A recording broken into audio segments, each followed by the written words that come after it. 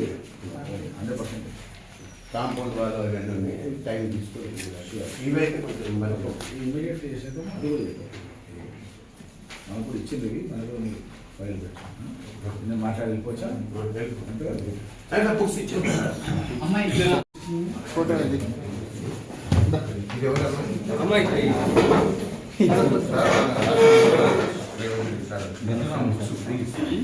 ఒక్కొక్కరికి ఎక్కడ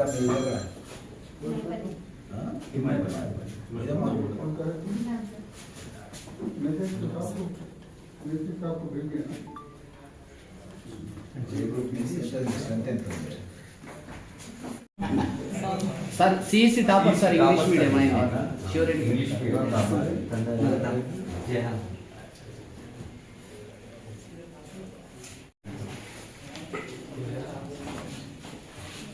సావిత్రి సావిత్రి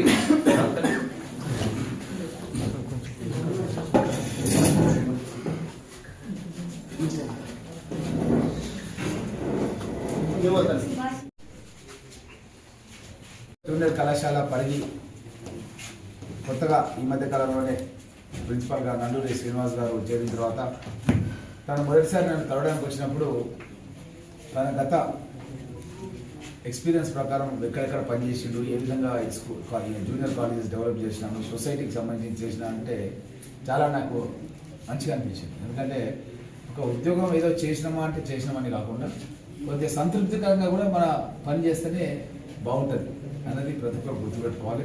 తను ఆ విధంగా పనిచేస్తూ మన ప్రాంతానికి కూడా రావడం చాలా సంతోషంగా ఉంది.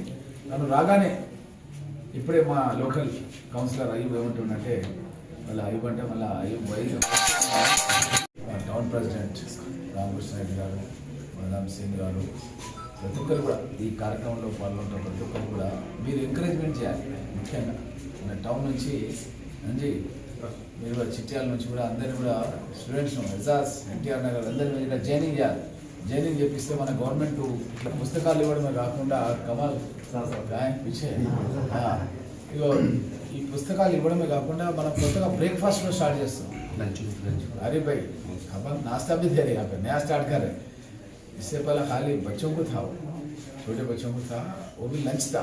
अपने सीएम साहब स्कूल से लेके जूनियर कॉलेज तक सबको ब्रेकफास्ट देने का शुरू करें. लंच भी पूरा वो अलग ही टाइप समझो. पूरा कॉन्वेंट बच्चों को कैसे देते, दूध से लेके पूरा विटामिन प्रोटीन फूड पूरा दे रहे. प्राइवेट स्कूल पूरे देते, अच्छे फूड दे रहे. तो इसको अपन पब्लिसिटी करना, अंडा नॉन वेज सब दे रहे. डेली मेनू చేంజ్ అవుతే रहता. ఇవన్నీ కూడా చాలా పెద్ద ఎత్తున విద్యార్థులకు మంచి పౌష్టికరమైన ఆహారం అందించాలి. నేటి విద్యార్థులే రేపటి పౌరులు కాబట్టి వీళ్ళు ఆరోగ్యంగా దృఢంగా ఉండాలి. రేపు సమాజం లోపల చాలా యాంత్రికంగా తయారవుతున్న సందర్భంలో వాళ్ళ శరీరాన్ని వాళ్ళ హెల్త్ కూడా ఆరోగ్యంగా ఉంచుకోవాలంటే ఇప్పటి నుంచి వాళ్ళు ఆరోగ్యంగా ఉండాలనే ఉద్దేశంతో మన కాంగ్రెస్ ప్రభుత్వం రేవంత్ రెడ్డి గారు ముఖ్యమంత్రి అయిన తర్వాత ఏ రాష్ట్రంలో లేని విధంగా కొడంగల్లోనే ఒక మెకనైజ్డ్ కిచెన్ అనేది విశాల ఎకరాలలో తయారు చేసి పెద్ద మిషనరీ ఫ్యాక్టరీ లాగానే ఉంటుంది. దాంట్లో టిఫిన్లు చేసేటివి, లంచ్ చేసేటివి అన్నీ కూడా కర్మాగారం ఎట్లా నడుస్తాయో అట్లా నడుస్తుంటాయి నీట్గా. నేను పోయి చూసి వచ్చిన అక్కడ కొడంగల్. అలాంటిదే ఇప్పుడు మన కాన్స్టిట్యున్సీలో కూడా ఒకటి తయారు చేస్తున్నాం. మనం చెంగంల పరిసర ప్రాంతంలో భూమి చూసాం ఈ మధ్యకాలంలో కూడా. అదేంటంటే చివరికి మన మధ్యలో ఉంటే రెండు కాన్స్టిట్యున్సీలకు కూడా ఈ వెహికల్స్లో పెట్టి సప్లై చేయాలి అని చెప్పి ఫ్యూచర్లో కూడా ప్లాన్ నడుస్తుంది భవిష్యత్తు గురించి. కాబట్టి ఈ విధంగా ఒక దూరదృష్టితోన గౌరవ ముఖ్యమంత్రి రేవంత్ రెడ్డి గారు యంగ్ ఇండియా ఇంటర్నేషనల్ స్కూల్స్ అని కూడా ఏర్పాటు చేయడం, మన పరిగి పట్టణంలోనే ఇక్కడనే పక్కనే shuttle caste, shuttle drive, backward classes, అదేవిధంగా ఇది కాకుండా మైనార్టీ స్టూడెంట్స్ కూడా ఒకే ప్రాంతంలో 20 ఎకరాల క్యాంపస్లో కూడా విశాలమైన స్పోర్ట్స్ కార్యక్రమాలు పెట్టి పెద్ద ఎత్తున వర్క్ కూడా అక్కడ నడుస్తుంది. మనం శ్రీబాబు మినిస్టర్ తీసుకొచ్చి అక్కడ ఫౌండేషన్ తీసుకొని అక్కడ వర్క్ కూడా చేయడం అనేది అందరూ గమనిస్తున్నారు.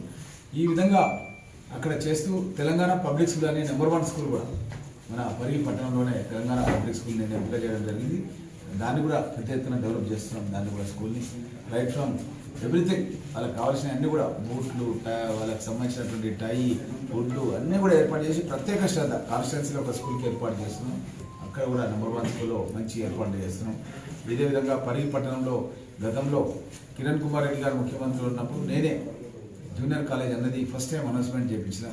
ఆ తర్వాత వచ్చిన ప్రభుత్వం ఏం చేసిందంటే ఈ బిల్డింగ్ ఈ కాలేజ్కు నేను అప్పుడు 50 లక్షల రూపాయలు అదనపు తరగతుల additional class rooms for government junior కాలేజ్కు కిరణ్ కుమార్ రెడ్డి మినిస్టర్తో చీఫ్ మినిస్టర్తో నేను శాంక్షన్ చేపిస్తే గత 10 ఏళ్ళు ఉన్న ప్రభుత్వం ఏంటంటే భూమి కేటాయించలేదు, ₹1 బడ్జెట్ ఇవ్వలేదు, కనీసం దానికి ఫుల్ టైం ఫ్యాకల్టీ కూడా ఇవ్వలేదు డిగ్రీ కాలేజ్కి.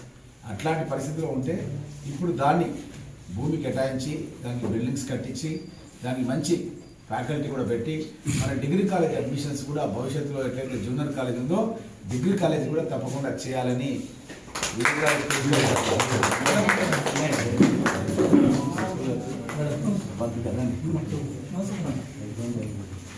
దారేమో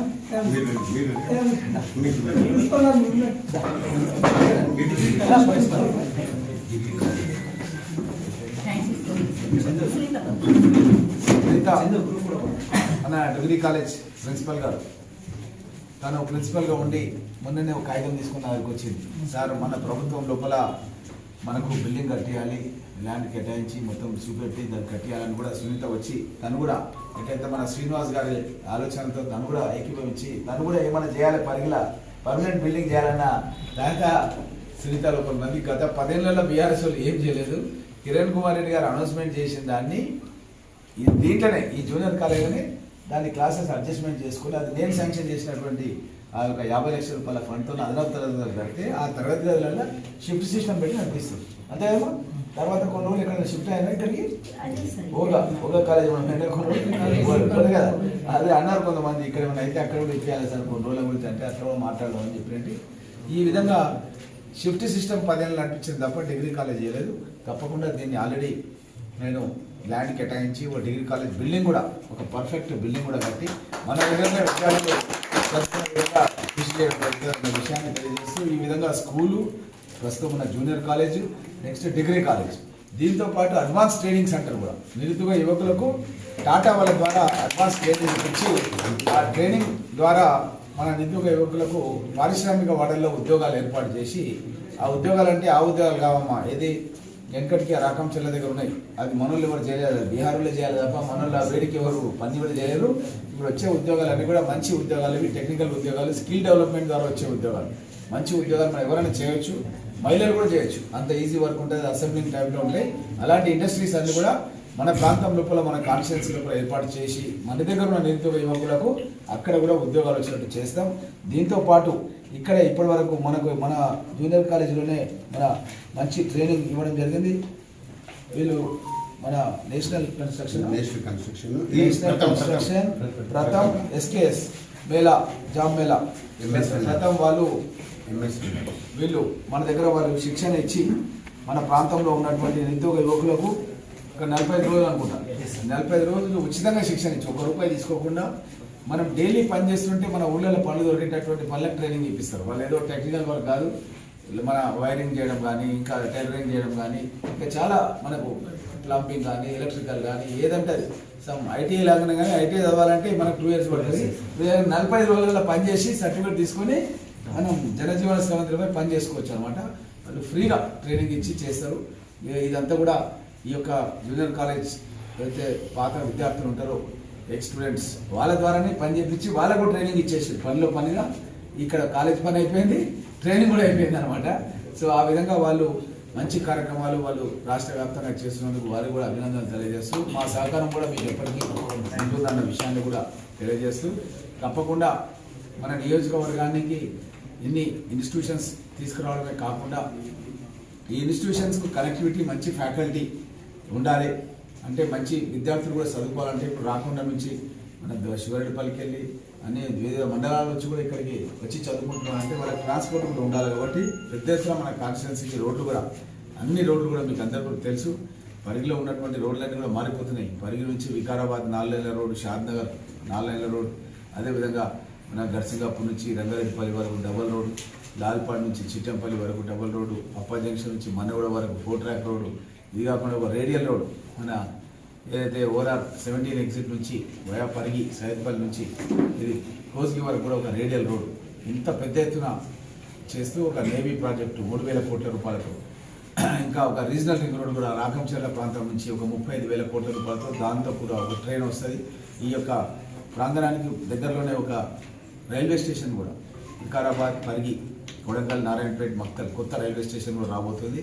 కాబట్టి మన ప్రాంతానికి దగ్గర 50,000 కోట్లు తీసుకొచ్చి మన ప్రాంతాన్ని రాష్ట్రంలోనే ఒక ఆదర్శ నియోజకవర్గం చేయడానికి నేను గత 15-20 సంవత్సరాల నుంచి ఎన్నో ఒక రీసెర్చ్ స్కాలర్గా ఉస్మానియా యూనివర్సిటీ MBA పోస్ట్ గ్రాడ్యుయేట్గా అదేవిధంగా ఒక డాక్టరేట్ చదివిన వ్యక్తిగా ప్రణాళికలు తయారు చేసి ఆ ప్రణాళికలన్నింటి కూడా ఈరోజు అమలు చేస్తున్న సందర్భం లోపల రేవంత్ రెడ్డి గారు ముఖ్యమంత్రిగా ఉండడం, ఇక్కడ కాంగ్రెస్ పార్టీ నుంచి నేను ఎమ్మెల్యేగా ఉండడం పెద్ద ఎత్తున మన అభివృద్ధికి దోహదం కలిగిందన్న విషయాన్ని మీకు అందరూ కూడా తెలియజేస్తూ, ఈ సమయం మళ్ళీ రాదు కాబట్టి మీరందరూ కూడా దీన్ని సద్వినియోగం చేసి ఈ సమయం లోపల మన పరిగి పట్టణాన్ని, పరిగి నియోజకవర్గాన్ని అన్ని రంగాల్లో కూడా అభివృద్ధి చేసుకోవాలి.